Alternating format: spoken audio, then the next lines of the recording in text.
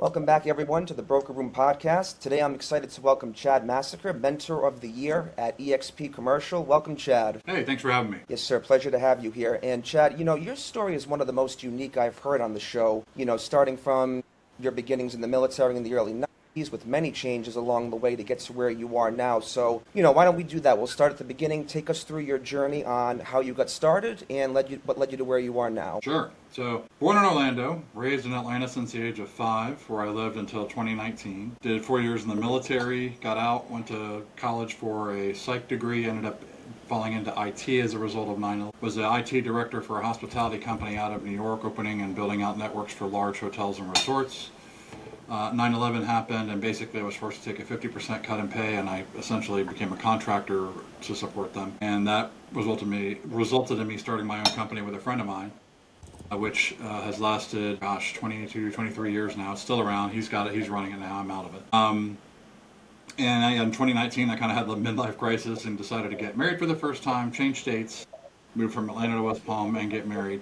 And all of that was 3 months before COVID. So yeah, now you're all caught up. Yeah, fast forward to today, can you tell us a little bit about, what your, job mostly consists of now, what you're specializing in? Yeah, so I was originally brought here to start the commercial division of a residential team. I was, made promises of that the husband had all this commercial experience, he could mentor me. It turned out to be not true. The brokerages I joined were all the wrong ones. So in the first 2 years, I ended up only doing like 4 deals. Finally, just decided to break away, do my own thing, joined EXP, which this is not a plug for that, but it's just a brokerage that's much more my style. It leans much more towards innovation and collaboration. It's not like this. You watch some of these Netflix shows like Selling Sunset, and it feels like it's a beauty pageant more than it is a real estate business, right? And just about being, surrounding yourself with the right people, right? So I went from 15 transactions over 2 years to 4 transactions in 2 years to 15 in the first year at EXP, and within another 6 months of that, I was named Mentor of the Year nationally, and we have 90,000 agents worldwide, something like that. So. And I think it's largely due to the fact that I just come with a very different angle to everything because of my tech background. The average age of a commercial realtor is about 60 years old, so there's a lot of digital divide. Not trying to be, ageist or anything, but it is. And so they just, when it comes to the tech stuff, I generally tend to run circles around those types. I mean, those mentors, while they're great, usually only have one piece of it or 2 pieces of advice, and they'll say, make 100 cold calls a day, and remember, it's all about relationships. One's the most inefficient way to possibly lead generate that you can have. I don't do any cold calling. It's all passive lead gen through marketing. And then the other part, remember, it's all about relationships, should be kind of like business 101, right? Like, who doesn't want repeat customers? That's what it's saying, right? So I could go off on a whole, rant about that, but I think that catches you up. Yeah, no, absolutely. And that's a big help. Thank you for sharing that. And so shifting gears a little bit now that we're in the present, in the commercial real estate space, especially post-COVID, can you talk about what trends you're seeing right now in medical office, retail, and the other sectors you work in? Yeah, so I'm reticent to call myself a medical office, medical retail specialist. That's how I market myself. I've done all kinds of transactions. I've done regular office, medical office, leasing and sales, retail, same side. Retail and office make up most of what I do in both sales and leasing. After that, it's probably about 25% industrial, followed by maybe 10% land. Never done any multifamily ever, except right now I have a small little fourplex listed. First multifamily event of any kind in 6 years. It's largely a result of my marketing and who it attracts. It just doesn't, the multifamily investors aren't generally looking online for a broker or whatever. So I tend to specialize. I like the transactions that are medical office and medical retail because those tend to be more rewarding transactions or luxury. They tend to be longer leases, so obviously my commission's bigger as a result. Yeah, I feel like I'm off on a tangent there. Sorry, my phone rang for a second, so sorry if I got distracted. I'm going to turn this off. Yeah, no problem at all. Did I answer your question? Sorry. Yeah, yes, absolutely. And so, you've got a team of about 5 agents across Washington, Georgia, Florida, Connecticut, and New York. Is that right? Yeah, to clarify, state of Washington, yeah.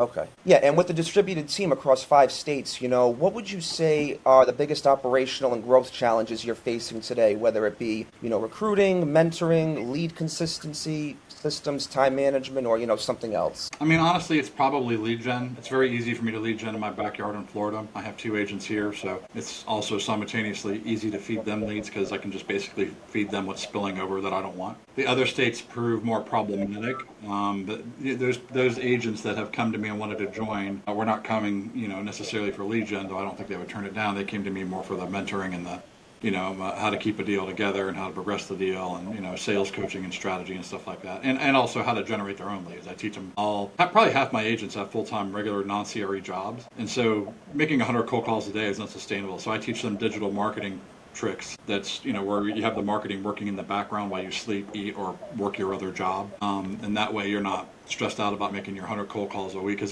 there's two statistics in this industry that are horrible, and that is, first, the time to the first deal is 12 to 18 months on average for a commercial realtor, and then the other statistic is that only 1 in 8 of us will stay with the industry after 2 years.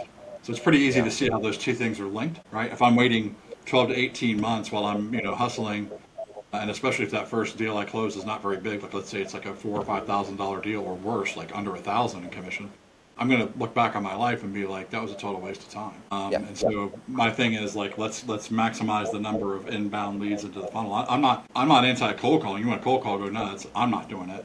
But I can coach calls, like I can, because that's just sales, right? Once you get somebody online, it's just coaching strategy or sales strategy. But you want a cold call, that's great, but let's add some other lead gen sources. Yeah, and it's interesting you bring that up, because that's another topic I wanted to talk with you about today, especially given your background in tech. Cold calling, it's it's not the 80s anymore. A lot of people are much more apprehensive to that, but there are still ways to go about it, in the modern age. So I want to ask, again, given your tech background, sounds like you've already started using AI a little bit in your practice right now, is that right? Yeah, so I don't use AI for like direct active lead gen. Like I don't have AI talking to my customers through my CRM. I don't use like the AI cold calling is either probably getting close to being outlawed. It is already. I don't pay attention, but I know that there's been lots of regulations around auto dialing and stuff like that. I haven't really caught up with it because I don't really do it.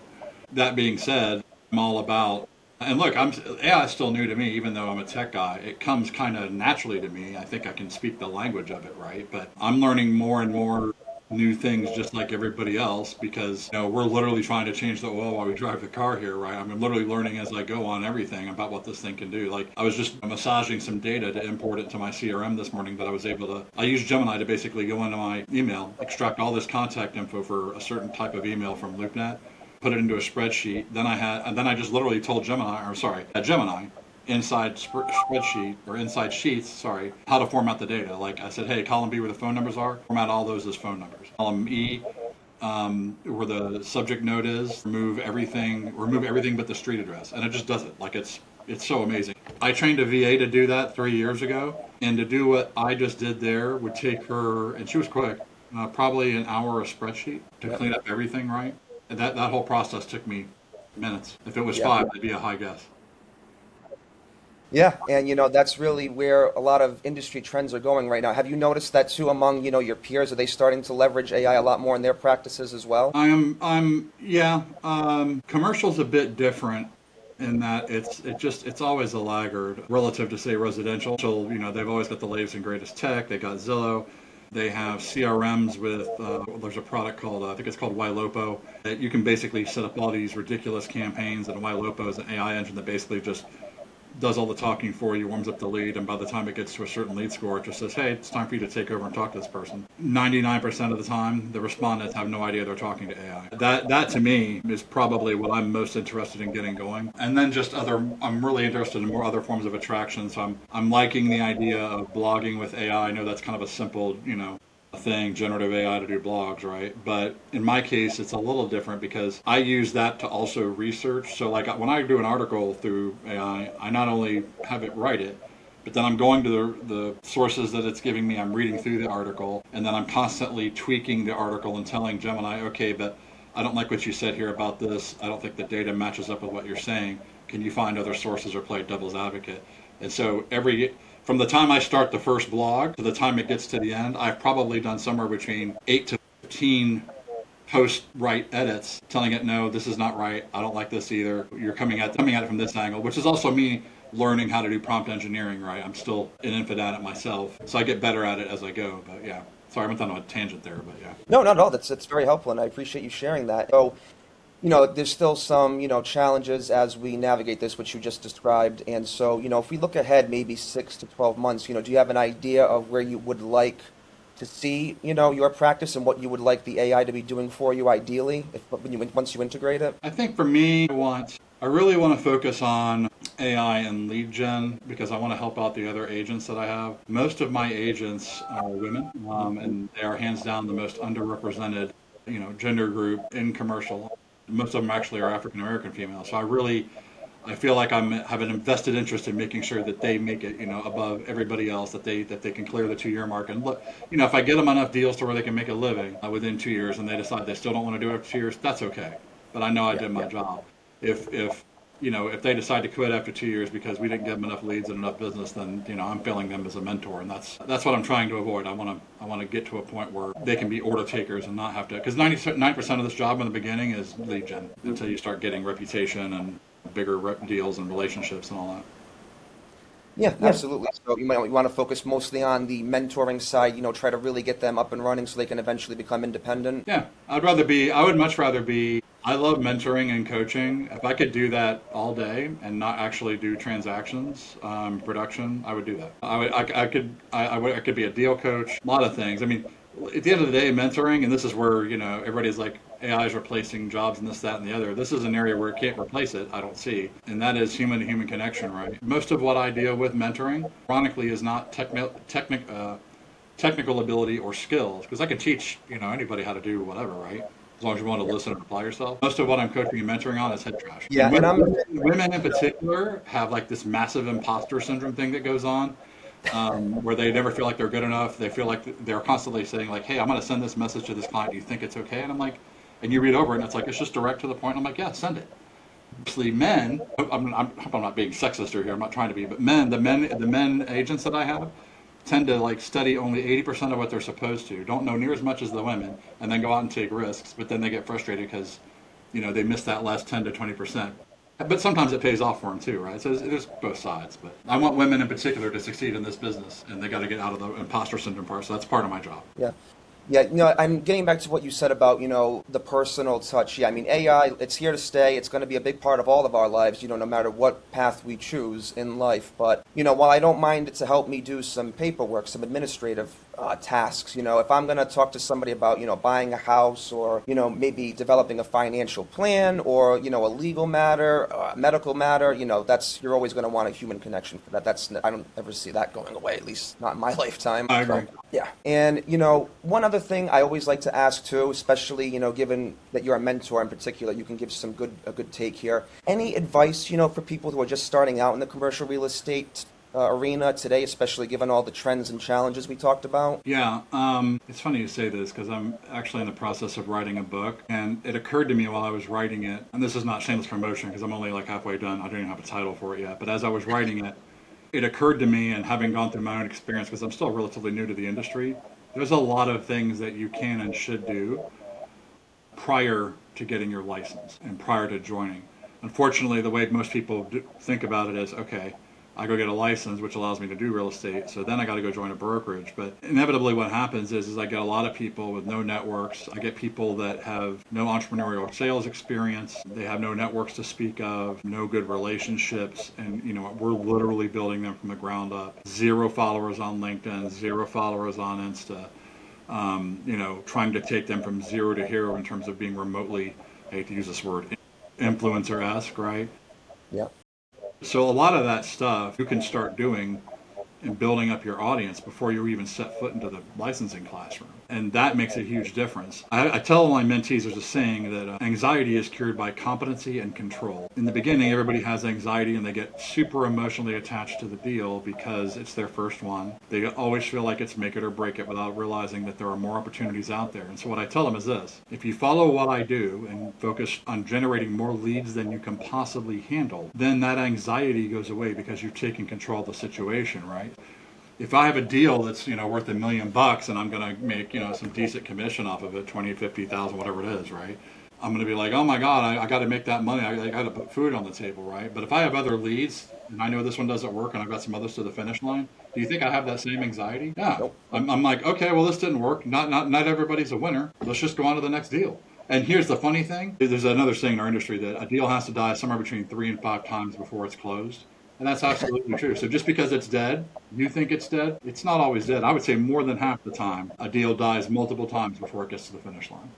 So it's just, having more leads than you can handle, being patient, having all that lead gen set up front, having your CRM set up, having it populated. There's a ton of stuff you could do to hit the ground running.